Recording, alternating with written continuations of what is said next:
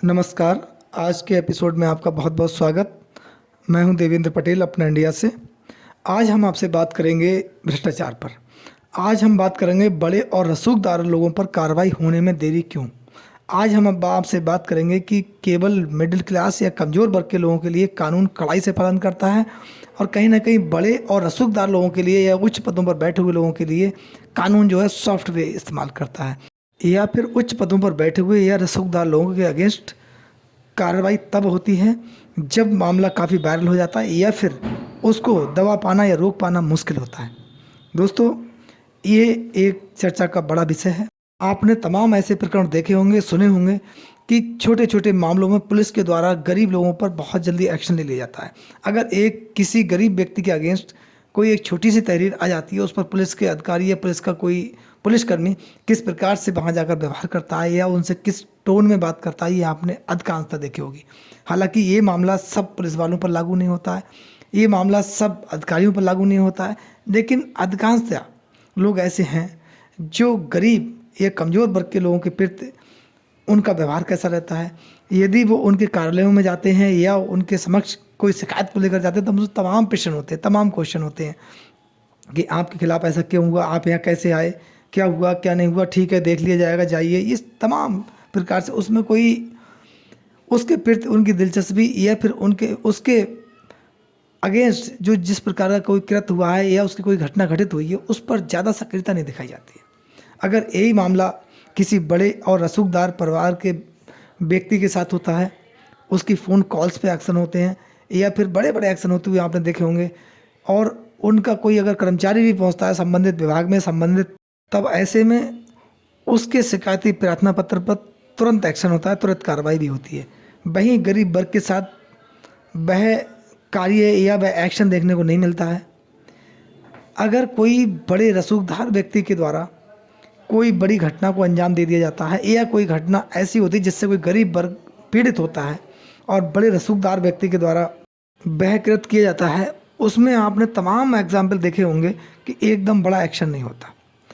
संबंधित अधिकारी सोच विचार करते हैं, देखते हैं, उसके बाद उस मामले को आगे बढ़ाया जाता है या फिर बहुत मामला वायरल हो जाए, लगे कि इस मामले को रोक पाना बहुत मुश्किल है। ठीक उसी प्रकार से देश में ये महसूस होता है लोगों को कि कहीं ना कहीं बड़े और रसूखदार लोगों के लिए कानून व्यवस्था अलग है, यानी कि उनकी न्याय व्यवस्था अलग है और गरीब व्यक्ति के लिए वह व्यवस्था अलग दिखाई देती है। ठीक उसी प्रकार आप देखिए ज्योति मौर्य और आलोक मौर्य के मामले में।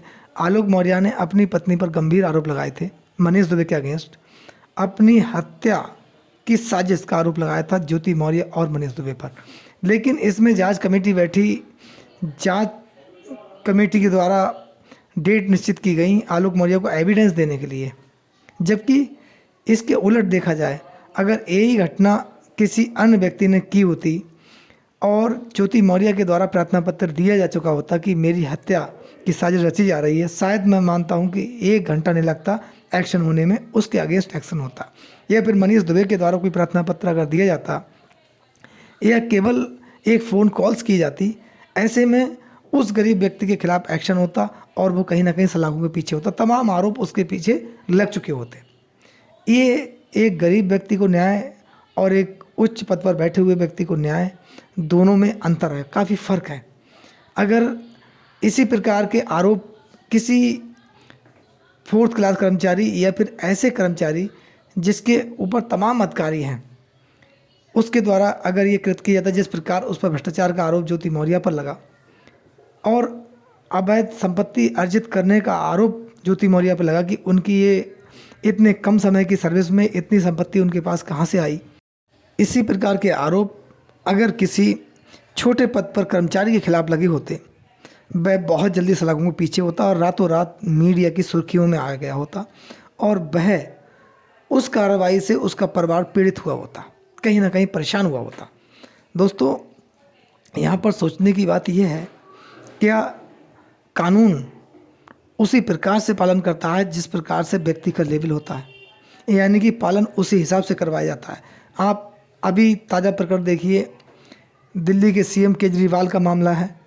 उनको ईडी ने सम्मन किया, डेट किया, लेकिन उन्होंने उसकी परवाह नहीं की और वो अपने चुनाव प्रचार में गए यानी कि ठीक अगर और देखा जाए पश्चिम बंगाल की सीएम ममता बनर्जी के जो भतीजे हैं अभिषेक बनर्जी, उनको ईडी बहुत बार सम्मानित कर चुकी है, लेकिन सम्मन भेजे गए, उनके खिलाफ जांच चल रही, लेकिन आज तक वो ईडी के समक्ष नहीं गए।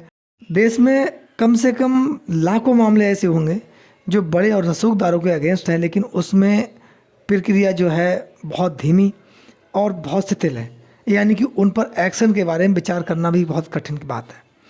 ठीक यहाँ पर सोचिए, अगर ईडी का सम्मन किसी सामान्य व्यक्ति के पास पहुँच गया होता, कोई जो मिडिल क्लास का है उस व्यक्ति के पास पहुँच गया होता, क्या वह ईडी के समक्ष पेश नहीं होता? अब तक उसको ईडी ने गिरफ्तार कर लिया होता, उसके खिलाफ एक्शन हो गया होता। दोस्तों, हम आपसे ये बात इसलिए कर रहे हैं कि कहीं ना कहीं आज भी समाज में व्यवस्था है, कुछ अधिकारी या कुछ कर्मचारी ऐसे हैं जो गरीब और अमीर का भेदभाव देखते हैं, या कहीं ना कहीं उन्हें बड़े या रसूखदार व्यक्ति के खिलाफ कार्रवाई करने में सोचना पड़ता है, समझना पड़ता है, कहीं ना कहीं भय का माहौल उनके अंदर रहता है। ठीक इसके उलट गरीब व्यक्ति के मामले में उसे सोचने की ज़रूरत नहीं है, उसके खिलाफ एक्शन लेने में, कार्रवाई करने में उन्हें किसी प्रकार का भय नहीं है। और अगर यही खाई अगर बांट दी जाए, गरीब और अमीर के बीच की जो खाई है वो बांट दी जाए, न्याय व्यवस्था सबके लिए समान हो जाए और सब लोग उसका कड़ाई से पालन हो, सबके खिलाफ समान एक्शन हो, ऐसी स्थिति में हमारे देश से भ्रष्टाचार स्वयं समाप्त हो जाएगा और भ्रष्टाचार की जगह हमारे देश में बिल्कुल नहीं रहेगी। देश में तमाम मामले ऐसे हैं जिनके बारे में चर्चा करना या बात करना, मैं मानता हूँ एक छोटे से वीडियो में बहुत मुश्किल है, समय अधिक चाहिए, लेकिन जागरूकता की ज़रूरत है। आम जनता को जागरूकता की ज़रूरत है, हमें और आपको। जब तक हम जागरूक नहीं होंगे, हम अपने विचारों को नहीं रखेंगे, हम अपनी बात समाज के सामने नहीं रखेंगे, कहीं ना कहीं हमें पिछड़ना होगा। ज्योति मौर्या के मामले में देखिए, पूरा मामला हाई राइट रहा, पूरा मामला मीडिया के सामने सुर्खियों में रहा, देश के सामने जन जन तक पहुंचा, लोग, महिलाएं प्रताड़ित हुई है, लोगों को इसका सामना भी करना पड़ा। लेकिन इसमें कब जांच हुई, किस प्रकार जांच हुई, जांच अधिकारी कौन थे और क्या जांच की गई, ये सब हमें और आपको जानकारी है, सर्वविदित है, सबको ज्ञान है। इसमें आलोक मौर्या ने क्यों शिकायत वापस ली, किस प्रकार से वापस ली, कौन इसमें दोषी था, कौन निर्दोष था, मनीष दुबे के खिलाफ क्या एक्शन हुआ, नहीं हुआ, या महिला होमगार्ड को न्याय मिला, नहीं मिला, ये तमाम प्रश्न ऐसे हैं। क्या गरीबों को केवल वोट डालने का अधिकार है? केवल गरीब उसी समय सम्मानीय होता है जिस समय उसे वोट की ज़रूरत होती है, या फिर गरीब केवल भीड़ जुटाने के लिए है? ऐसे तमाम प्रश्न हैं। इन प्रश्नों को उठाने वाला कौन है, इनके जवाब कहाँ मिलेंगे, ये सोचने की बात है और हमें और आपको सोचना भी चाहिए। दोस्तों, इस पूरे प्रकरण में जो मैंने आपके समक्ष रखा, इसमें अपनी बात रखी, आपकी क्या राय है? अपनी राय हमें कमेंट्स बॉक्स में ज़रूर दें। आपका बहुत बहुत धन्यवाद। नमस्कार, जय हिंद, जय भारत।